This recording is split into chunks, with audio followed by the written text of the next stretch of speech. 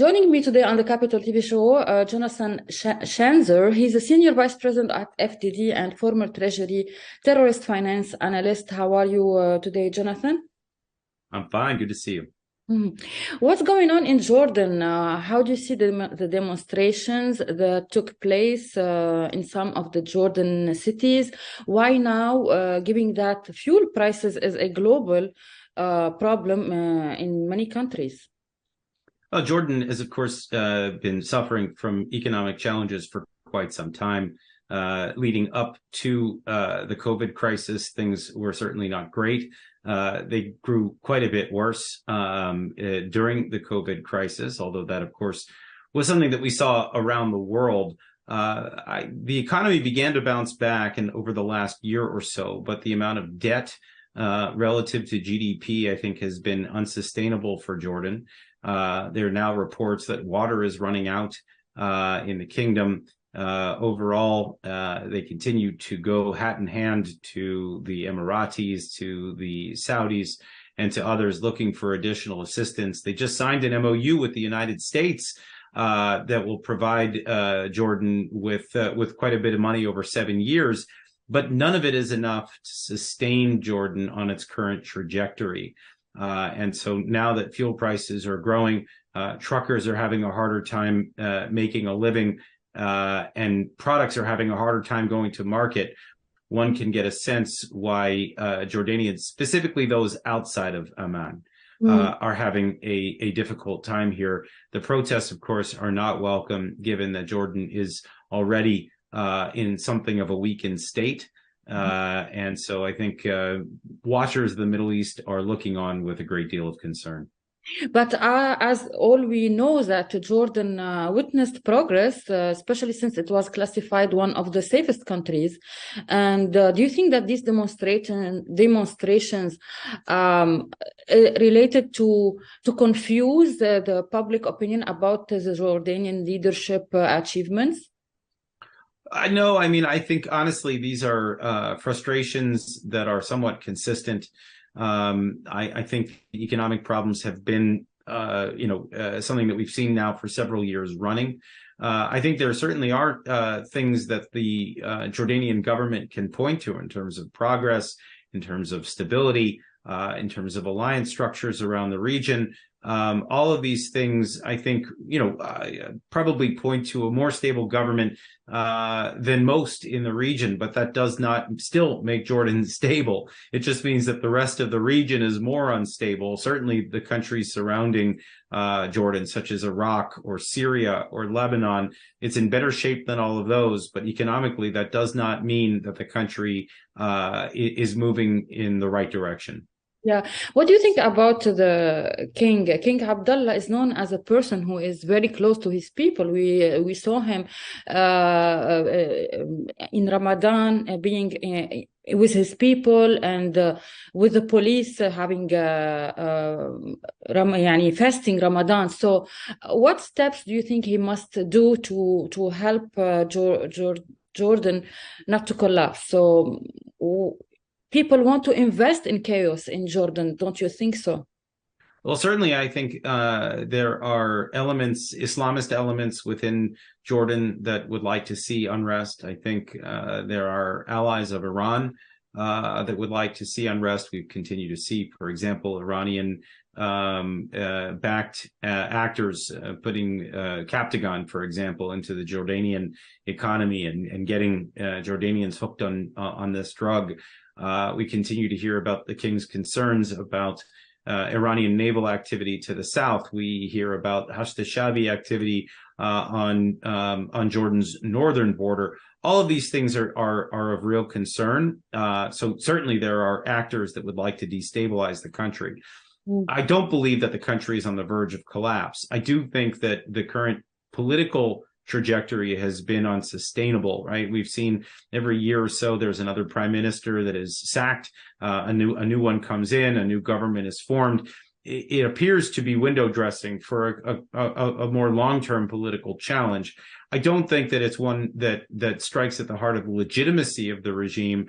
because I do believe that the king is still revered, the monarchy is still highly respected within the country. But these are not going to be easy challenges moving forward. Again, the further you get out from Amman, I think the greater the challenges are, the more disconnected they are from the seat of power, the greater the economic challenges. Often we're going to see Amman, I think, appears to be rather stable economically. It's the rest of the country, and this is exactly what we're seeing right now, the kinds of challenges. Yeah, the government launched a plan for economic recovery or advancement in cooperation with the IMF. Where did it go? And do you think Jordan now is on the road to economic recovery? Again, I think that we're looking at great challenges, right? I mean, the problem is that whatever plans have been put in place, just even over the last several months, I think have been thrown into doubt because of inflation. Because of the specter of recession moving forward. I mean, we're having economists here in the United States, for example, that are having a very hard time making predictive analyses about what will happen next year. It's got to be even harder for a country that has the massive amount of debt that it has, the lack of natural resources, the lack of water, the lack of energy. These are all of Jordan's problems that are known. What's more challenging now is that, what we would call supply chain issues, trucking and other transportation issues relating to bringing products onto the market, passing on the excess costs, right? This is happening everywhere around the world, that because of the higher prices in fuel, because of the higher prices in acquiring some of these products, you're watching companies pass on those charges to the general public, to those that are purchasing. And this is something where I think Jordan has already been on the brink.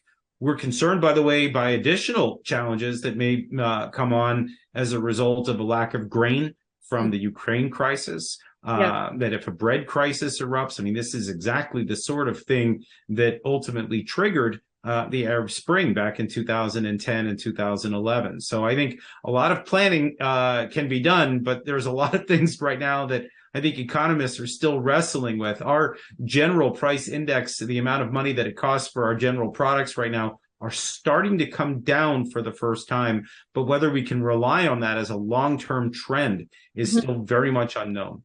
Yeah. Do you think, is there any other party want to sabotage Jordan, especially after its role in hosting the summit, Baghdad second, and in presence of French and Egyptian and leaders, French, Egyptian presidents and leaders from the Gulf? So Jordan is trying to do a great role on foreign policy. Do you think that there is a challenge here?